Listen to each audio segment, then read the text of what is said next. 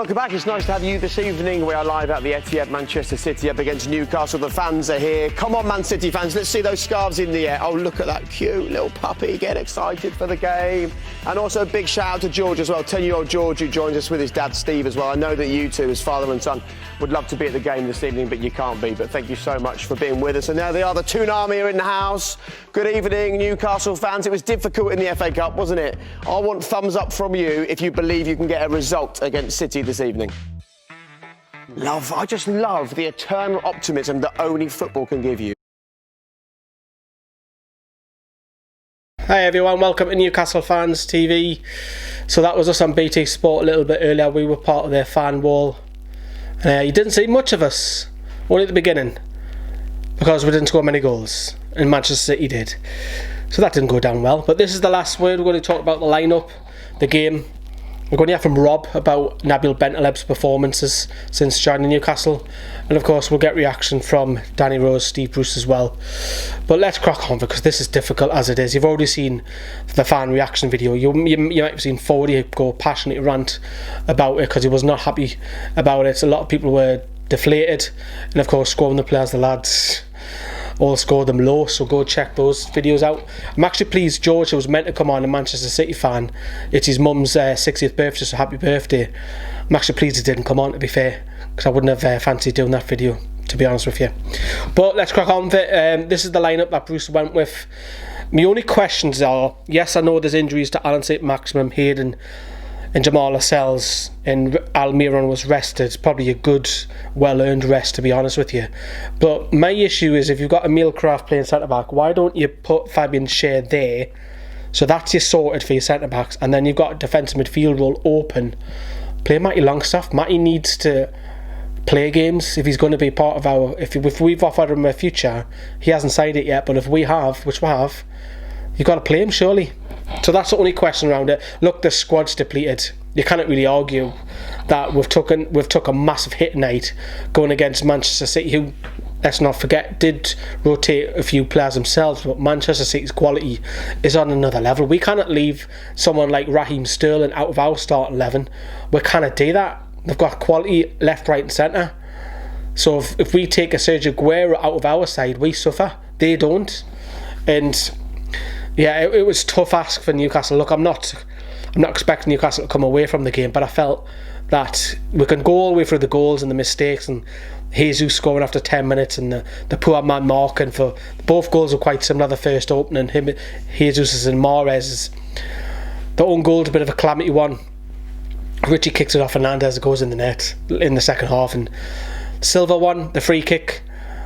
I think Fabian Schär wins the ball before that free kick, but the game's defeated anyway, so it doesn't really matter. Great free kick.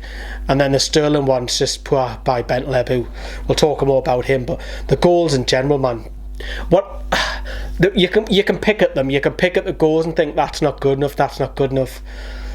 But what I'm disappointed about today is that a lot of the fringe players who came in today had a chance to impress individually, not as a team, because you're in it for yourself first, then the team. I don't care what you say. So if Nabil Bentaleb's coming in, for example, his chance to win over Isaac Hayden's place is for him, as a selfish point of view, wants to get in that team ahead of him. And he let himself down. A lot of other players do as well. I know this video is probably going to be pushed on Nabil Bentaleb quite a lot, but I don't want it to be. But I'm just giving an example. Emil Kraft comes in. The lad's never played centre-back in the Premier League, never started a game there, and he's asked to play there when you've got a centre-back playing in front of you. That's a little bit frustrating. Lazaro, I thought, was bright, but it's a big ask when he against Manchester City. He gets dispossessed for the second goal, isn't it? Or the first goal, I've lost count now.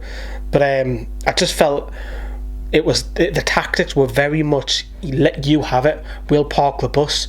There was no pressure, and what we struggled with massively tonight is when we did have the ball, Manchester City players were like wasps. They were in your face, buzzing around you constantly. And I thought what we were doing when we were getting pressed is we're going long, and it goes back to Otamendi, it goes back to the centre-backs, goes back to the full-backs, and then it begins again. The onslaught begins. That's all it was. There was no outlet. I think towards the end of the first half, after the drinks break, we were slightly better. But I was just frustrated. And even the substitutes that came on later on, like Atsu's, your Matty Longstaff, your Mutu.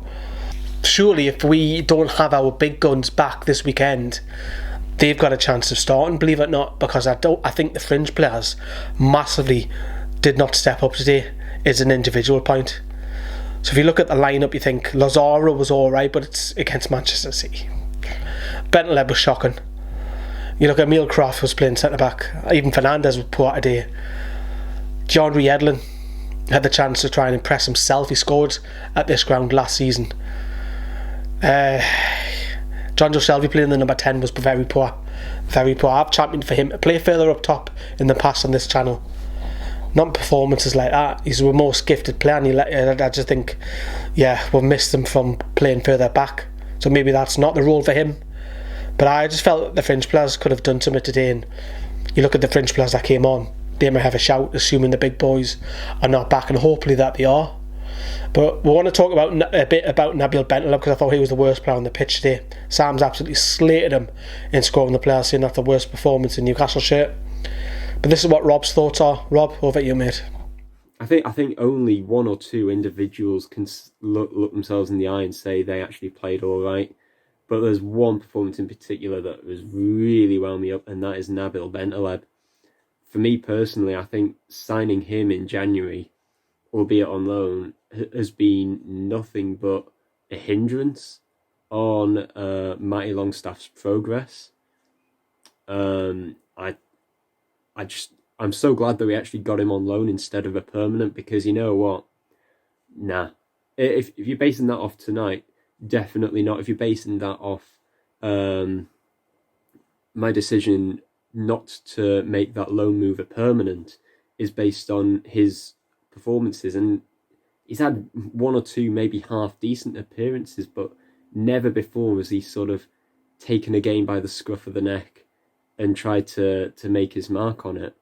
He's done nothing like that since coming here, and like I say, he's been nothing but a hindrance on Matty's development. So things need to change, and I really do not want to see Nabil Bentaleb sign on a permanent in the summer. Cheers, mate. So would you sign him? Would you sign Nabil Bentaleb? I wouldn't. I actually think, and there's a problem, some of you might laugh at what I'm about to say, I think Jack Colback's a better player. I generally do. Very similar type of players. Pass the ball, go left, go right, have a tackle. But I think Jack Colback's got a bit more about his game, especially when he first came to Newcastle. I have to question if we sign Nabil Bentaleb. His form since joining has been very poor. If we signed Bentaleb for, $8.5 million might be a bargain, but $8.5 million down the drain for me. He hasn't impressed one bit. I think Danny Rose has come on a lot more the last few weeks. He's slowly getting back. I don't think he's there yet, but he's slowly getting back. There's still a question around Lazaro. I think Lazaro needs to start more games for me to judge him at the end of the season. But let's hear from Danny Rose, as I mentioned, and Steve Bruce. Yeah, it's obviously not very nice. Considering the run that we've been on, we've played some pretty good football over the last since we've come back. We've kept clean sheets and defended well, and obviously tonight is obviously difficult to take, considering Man City didn't really have to work hard to score the first couple of goals, and it's very disappointing, and we just have to dust ourselves down and put it right on Saturday. It's especially after where we've been, but I think the whole thing's obviously caught up with us, and we haven't done enough, and certainly they're very, very good, we know that, and since the lockdown they've turned the champions over, and they've done the same to Southampton, and to play them twice in a week has been difficult, but they were in the day just too good for us. Right then, so that's the reaction from them. Very disappointed with it. The league table, as I've got my mark in front of us, it's practically as you were for Newcastle. We dropped to the 13th at the minute, but Southampton got a better goal difference at the moment. Interesting relegation battle now, 4 points. We play Watford on the weekend away from home. I'm actually in the match programme. So keep an eye out for that if you're getting it on the digital one. But we're playing against a team that are fighting for something, and that's my worries, that we fade out the season a little bit, because we've still got to play Spurs, who are playing for some of the Spurs are playing for Europa League position. Brighton aren't fully safe just yet, depending on what Villa and Bournemouth do. That might be dragged in a little bit. Liverpool have already won the title, so they might play kids. We're here for the good results, we're here for the bad results, we're here for the excitement, the bores, good news, bad news, you name it. That's what we do on this channel. But yeah, we'll do a black and white / preview in one, probably Friday night for Watford's game. Keep an eye out for myself in the match programme. But that is it. I'd love to say good night here, but my eyes will feel like shite. But see you later, everyone. Bye bye. Hey, you. I saw you from the distance. Hey, you. Can we talk?